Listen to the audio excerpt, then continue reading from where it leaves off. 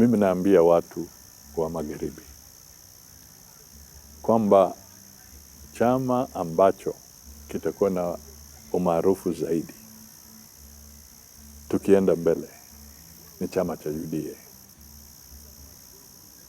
Na tunakaribia uchaguzi wa 2027.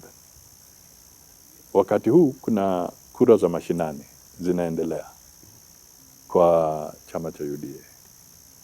Mimi nataka niwasihi watu wajisajili na UDA.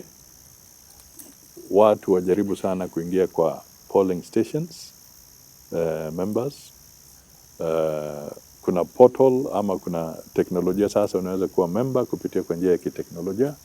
Naambia wenzangu katika eneo hii na kwa Kenya nzima, mtumie nafasi hii kuwa mwanachama wa UDA.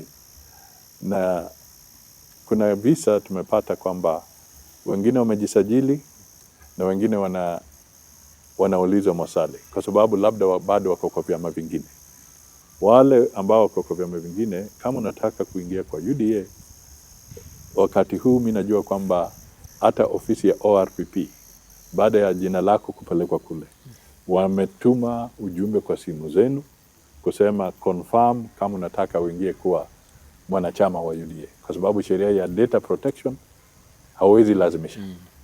Lakini najua wengi wamepata huo ujumbe.